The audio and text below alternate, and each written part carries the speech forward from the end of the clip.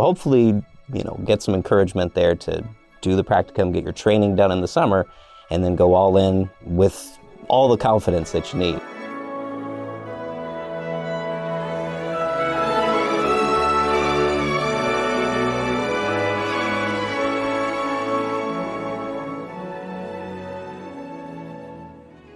Hello, and welcome to the Arts of Language podcast with Andrew Pudewa, founder of the Institute for Excellence in Writing, or as many like to say, IEW. My name is Julie Walker, and I'm honored to serve Andrew and IEW as the Chief Marketing Officer. Our goal is to equip teachers and teaching parents with methods and materials which will aid them in training their students to become confident and competent communicators and thinkers.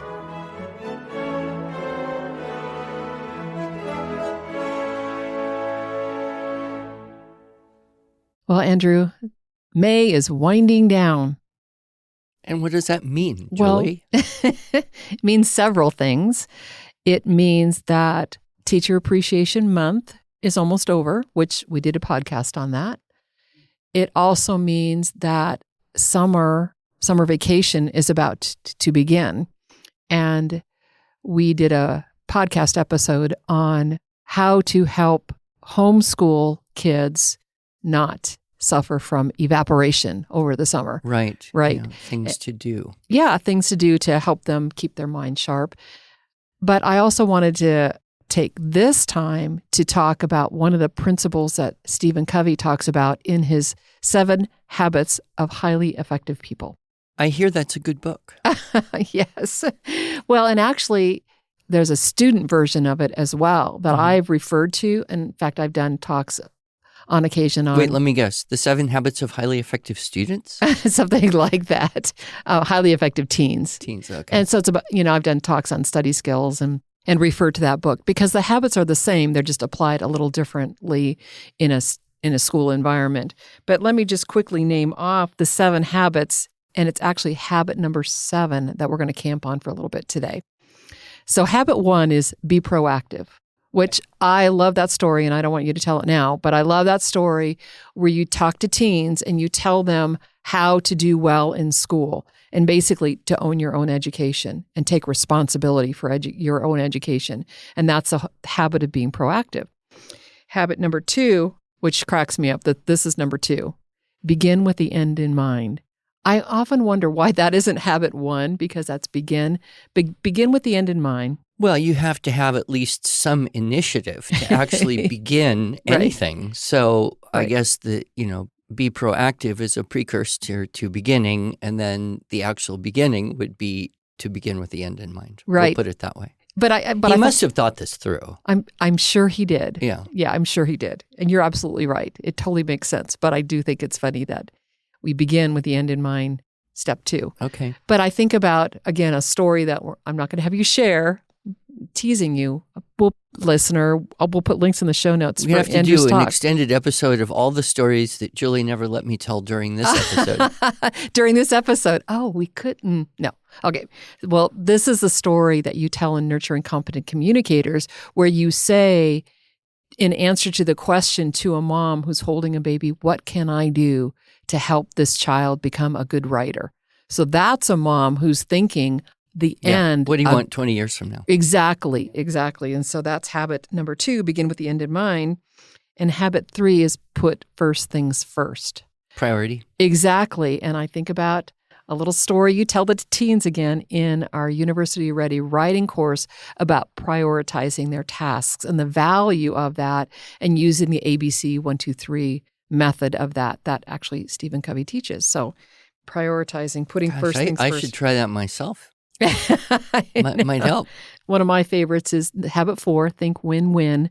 And that's the kind of networking idea where if there's a solution that works for you and works for someone else, that's what we're really looking for. We're looking for the win-wins. I wonder if he coined that because it's such a cliched thing now. Right. I don't know. Yeah. It doesn't have a TM or anything. It's a pretty old book, though. Yeah, it's true. All right. And then I like this. This is I would call this a Judeo-Christian philosophy, and that is seek first to understand, then to be understood.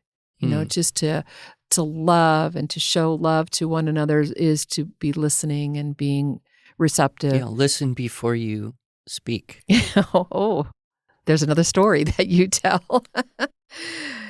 Synergize, kind of the idea of putting things together, putting people together, put a team together. I love working with teams. I know you know that, Andrew.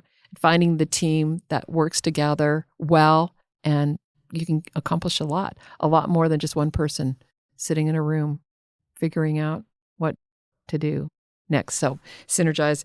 And then habit 7, which is really what this episode is all about, which is sharpen the saw. The saw. Sharpen the saw. Yes. Think about the woodcutter who is cutting down trees, or a carpenter who is sawing logs. And after a period of time, that saw will get dull. Yeah, I haven't done any cutting of trees too much, but I do cook a lot. So having a good, sharp set of knives makes all the difference. Yes. And so I can relate kind of to the knife better than the saw. Okay, right. So how long would it take you to cut up, a dozen onions if your knife was dull? Well, actually, I don't know it's the time so much as the quality of the product. True. But both are there. Takes time, and you probably wind up cutting yourself with a dull And knife. let me guess, you're going to segue this into the idea of polishing your skills as a teacher of structure and style. You are exactly right, Andrew Pudewa. So here's a not too well kept secret, but Andrew Pudewa is able to read upside down. And so he is seeing the notes on my desk in front of him, and I am not showing them him, but he is already seeing what we're going to be talking about today. That's an exaggeration. I can read upside down, but I cannot read that small of print from this distance. Oh, I see. Okay. I'm just guessing because of who else we have in the room. This is true. What we're going to be talking about and trying to inspire people to sharpen up the saw of their structure and style. Exactly right. So at the same time that we're telling parents and teachers of students, don't waste the summer, take advantage of the opportunities in front of you to help your student continue to learn and grow. Same thing with teachers.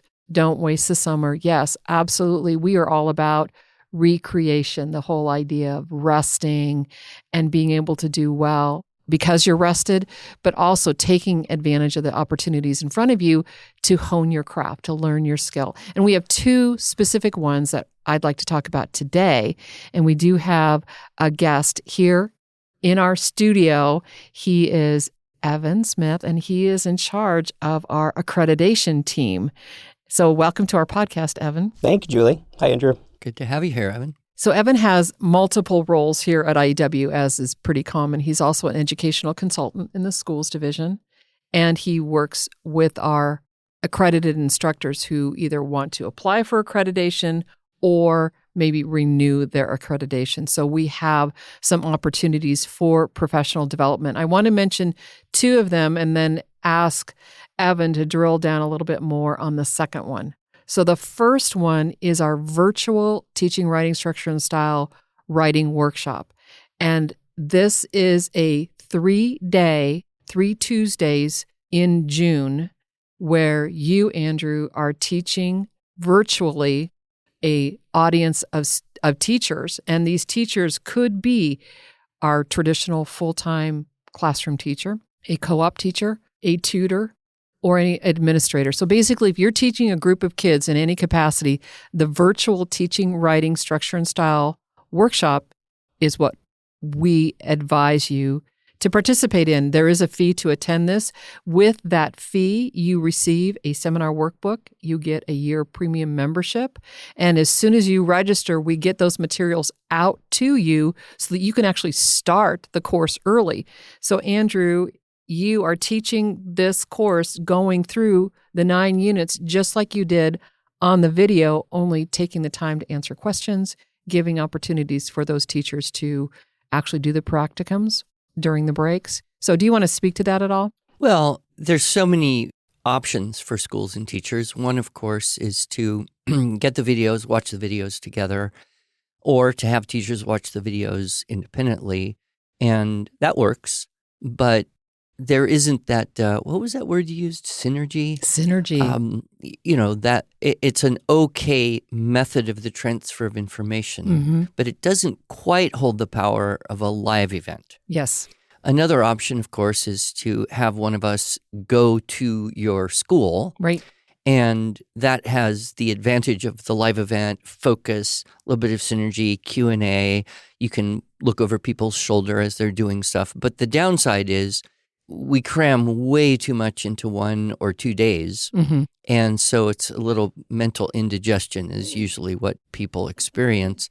And then they have to go and review that later on with the videos. Right. So this is kind of, I think, a good balance here, because if we're going to stretch it out over 3 sessions, right, we're going to put some space in between the sessions. And we're also going to have, hopefully, the level of synergy we can achieve in a virtual environment. Yes. And, of course, we are hoping that people will indeed take the time to do all of the practicum exercises in between those weeks. And so we haven't really done it exactly this way before. So this is a new, I don't know, it's not quite an experiment because we know how it will come out. Yes. But it's a new option for implementation that hopefully will work for, schools that are too small to have someone come, schools that only have a couple teachers that they want to start with, or schools that want a full-out review for the new school year, know, and that's happening in June. Right. 3 Tuesdays in June. And we'll, of course, have link in the show notes. And if you haven't heard about this, then kind of shame on us, because we are letting everyone know about this virtual teaching, writing, structure, and style. We're just delighted, Andrew, that we have expert master teachers, you, and then our new implementation coach, Jeff Neese, will be doing some of the sessions as well. And we'll have a team of people ready to sort and focus and shoot the questions to us. So, Yep. Really, really looking forward to that opportunity. Another opportunity, and this is the second one that we wanted to talk about, and the reason we have Evan here in the studio to help us kind of unpack this, is the Great Teaching, Writing, Structure, and Style Adventure that we do every year. And we're doing it a little bit differently this year, Evan.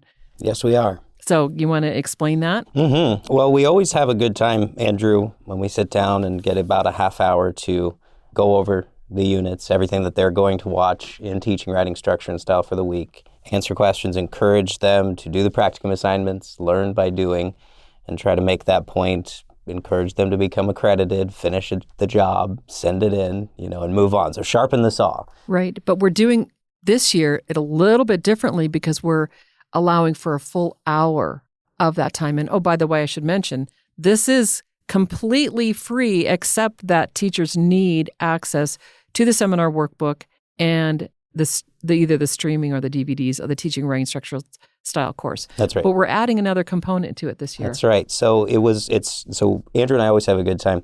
It's actually a bit of a different feel when Julie comes in, because we always inevitably start talking about products. And that's what I talk about every day, but that's what we do. That's where the gold is for teachers for every setting.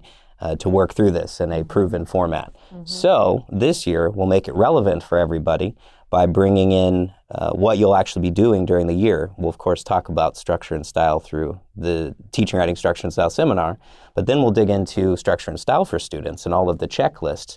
And that will actually help to see the easy +1 teaching method in action, because we like to pile on, we have to, in the training seminar, to get everything in there. And so you've got these checklists that build, and that can be very intimidating to people, especially once you get to Unit 7, Unit 8, Unit 9. So we'll be able to go over that, but also dig into levels A, B, and C of structure and style for students, share some of the checklists and some of the source text that they'll be working with, and get to see how this actually relates once they get to the year. So hopefully, get some encouragement there to do the practicum, get your training done in the summer, and then go all in with all the confidence that you need. And just to clarify, the virtual TWSS, that's 3 days over 3 weeks, complete course. And then the Great Adventure is once a week, each unit for how many weeks? We'll do the nine full sessions, 9 so we full can cover the weeks. 9. Yeah. And that's not teaching the course. That's kind of commenting on and answering questions and encouraging the teachers. So these are two separate events, although they're both happening this summer. This summer. And sometimes there's confusion. Think of Great TWSS. It's going to take a few more weeks, several more weeks. The cost is less, significantly less, but it's not going to provide as much help. So if you are if you're a classroom teacher and are looking to get help because you're new to IEW or you need a refresher, and Andrew, you and I have talked about this before. When I first started this whole IEW journey, of course, it was the teaching, writing, structure, and style. And of course, you taught book lice. Today, you still teach the teaching, writing, structure, and style. And of course, you still teach book lice. But what I love about how we're differentiating here in the Great TWSS is we're showing that you wouldn't necessarily teach book lice to your students. Because here's the options for source texts at an appropriate reading level. Exactly. Yeah. I have to interject here, though. The most common way that I use the word adventure is when something goes wrong. Oh, dear. And I have to philosophically say, well, it's an adventure. I used this a great deal the last trip I took with my wife because there were all sorts of things that were not quite as had hoped or expected. And, the tendency is to complain. But what's the point of complaining when you're on a vacation? You might as well just chalk it up to adventure. Yes. So in my mind, adventure is more the process of overcoming inconvenience or disappointment so that you get a good end. And I think that could be, a little bit the case. Because, who wants to do a writing seminar where you have to actually write stuff and take time out of your actual free time to do this tedious thing just so you become a better teacher? So that you can become a better teacher. I would say that's a pretty good end. Yeah. So it's inconvenient, but it's an adventure. I like that. Very good. Very good. So, Evan, talk more about what you do as the person who oversees the accreditation. Even start with, why do we even have such a program? Yeah. So you get the call to action, from Andrew to, like you say, feel your students' pain to do what they're going to do. In jest, you say that pretty early on in the seminar, so they know what's coming. It's really the best way to experience it. You always like to talk about how Dr. Webster would teach by showing student samples, and the seminar workbook is full of them. And that's where I like to send people if they need help first, so they can actually see it in action, but doing it. Getting a feel for it. Then you send it in to us, you can make sure that you got it, because we're going to go through the checklist. We're going to grade just like you're going to grade. And if it's not, you got to do what you check what you do. If it's not there, you're going to need to do it. Because we use the AAI grading model. It's 100% accomplished, achieved, accredited, or not finished yet, incomplete. You'd, I'm sure, be amused. Sometimes people want to argue with the points that we put on the checklist as examples of how you could grade, but that's not how we're grading. We're going for mastery here. Yes. You do your best. It doesn't have to just be perfectly, it can be a little awkward, just like with your students, but we are going to give you our backing that you know how to teach structure and style. So you're going to show that you know how to teach structure and style. But you can be assured of that if you send it to us. And that lasts for 2 years, and then you can renew by continuing listening to some podcasts, going back through our teaching approach, not just structure and style, but it all fits together. If you continue with Great Adventure every year, then for sure you will be able to sharpen that saw more and more. And that's what we encourage you to do as well. And that's why we have this, so that you're not just like, I'm an accredited instructor, but we approach writing as a skill set. So you got to keep practicing that skill. And so we want we'll back you up on that, but you got to keep doing your part so that you can see the success with your students. But that's what our accreditation department is for, to make sure that it's the fidelity is there so you can get the most results when you're in the classroom with whatever grade level you're teaching. So the teachers who want to do this have to complete the practicum assignment for all 9 of the units. They need to use the checklist that's provided. The checklist that's provided, and they have to do all of the indicators, underline and dress up, sentence numbers in the margin, topic clincher, highlighter, bold, all the rules. And, a lot of people, I think, probably get up to unit 6 or 7 and they just start to bristle. it's like, do I have to do this? And I think there are a couple good analogies. One would be the gym. The other would be a musical instrument, and we all kind of will hit a plateau. I remember learning a new piece of music and just thinking, I'm not getting it and I'm not getting better. And it's just weeks and weeks and I'm still just feeling stuck. And then boom, kind of a breakthrough. And the same thing with pushing weights around. You just feel like you're kind of stuck. But then because of persisting, you get that critical mass of experience and effort and then a breakthrough. And I think a lot of people, do you find that they kind of, by the time they get to the end, they hit a plateau or two, but then they say, I'm so glad I stuck with it. I really understand it better now. Yes, absolutely. Sometimes they'll come in, they're great, they did a great job writing, but there's no indicators all the way through because they didn't get the point from the beginning. And that's I'm so glad that they applied that, because otherwise they never would have, and they may have taught their kids that way. It's, well, let's check, you put it in there, but you want it to look nice. No, we want all that stuff in there so that we can grade on structure and style. That's what we are doing so that you can have those skills, so that your students can have those skills. But yes, it's usually Unit 6 that people start getting a little tired.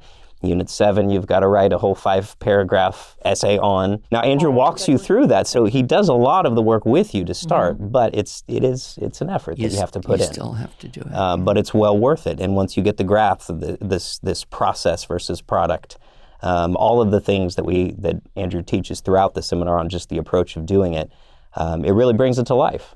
And by having somebody else actually say, well, this is good. You've got something going here, but here's what we're doing. And if you want to do it our way, which we guarantee success through that, then here's what you fix and go forth accordingly. And we do charge a fee, which is reasonable because your time and for the accreditation. For the accreditation, not for watching the Great Adventure videos, but for the accreditation process. And we send a certificate, for what it's worth. Yeah, you get a little icon in your email, that you can put on your website. And I do want to speak to that because, Andrew, for what it's worth, it's actually worth a lot, much more than the small application fee that we require, because one of the projects that you assigned to me that we actually worked on together was setting up this accreditation program. And we set this up over 15 years ago. And we just thought, we're just going to try this and see if we need to make any changes to it. And over the years, we've only made very minor changes to the program. But essentially the problem that we were trying to solve was this misunderstanding of people who say they're teaching IEW, but they're not teaching the whole syllabus. They're just throwing in an LY dress up and doing or making outline. up some of their own rules along the way. And so protecting the fidelity and not just the fidelity, but the results that people will get if they do it the right way. Yes, and that's, we actually have 3 levels of accreditation that we set up. The first level is the registered level. And Evan, that just demonstrates... Yeah, that's the most important one. That's the practicum assignments primarily, that you're sending in all of your work. You did the writing. And I know some parents or teachers who basically that's their assignment for a semester in high school, becoming a registered instructor. And so these are high school students who are going through the paces. Maybe they've done IEW for several years, and now they go through that teacher training course and they say, oh, that's why you do that thing. I get it. But then perhaps they can go off to college and learn how to teach other people. Yeah, or they can start teaching younger children in their community or school or whatever and gain little teaching experience even while they're still in high school. And that teaching experience is what we ask certified instructors. So registered is the first level. Certified instructors, they have to do student samples. Just like you were saying, Evan, that's the best way for you to be able to see, oh, yes, they really know our method because their students are, maybe they don't have all the dress-ups. But whatever they've taught is correct. Yeah.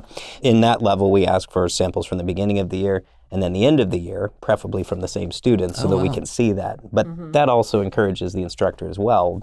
So we have hundreds of accredited instructors. at the registered level. Mhm. I would say dozens at the certified level. It's definitely the bar is higher. And then we have a handful of those at the accomplished level.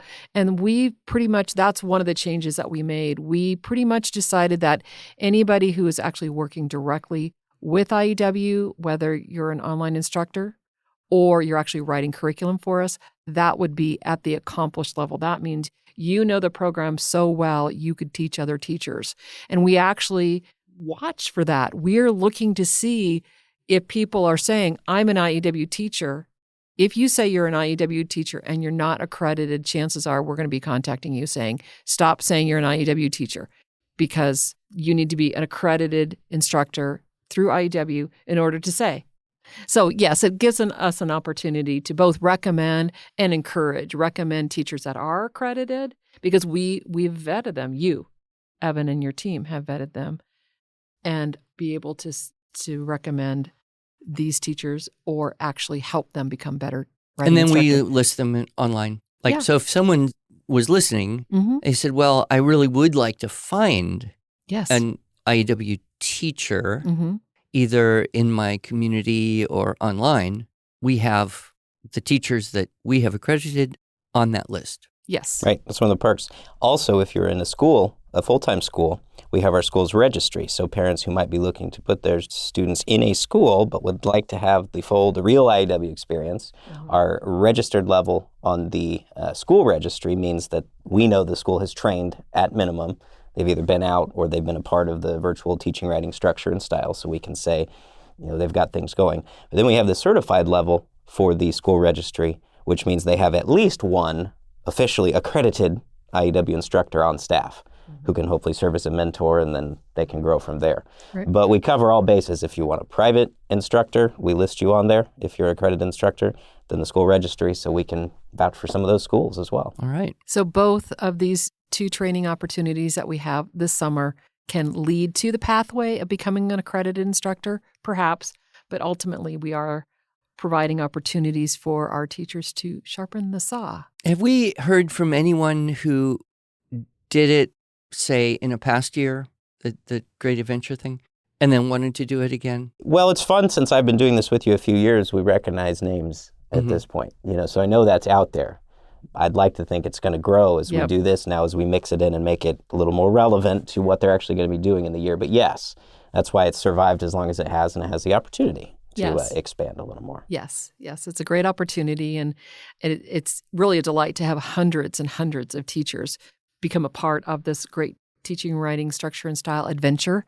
Some of the perks that you would get if you sign up, and we'll put a link in the show notes, you are able to get an email invitation to attend the event. So you're reminded these are going to be Wednesday afternoons at 1 o'clock, from 1 o'clock to 2 o'clock. Central Time. Correct. Very good, Andrew.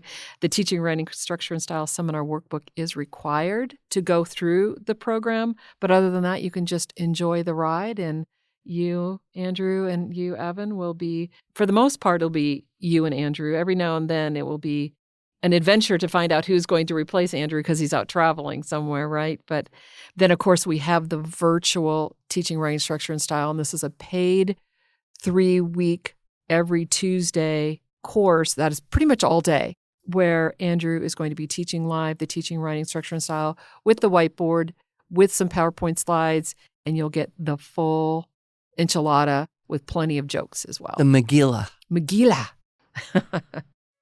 Well, thank you, Evan, for being a part of our podcast today. Thank you. I hope, dear listener, that you will consider one of these two opportunities to sharpen your saw.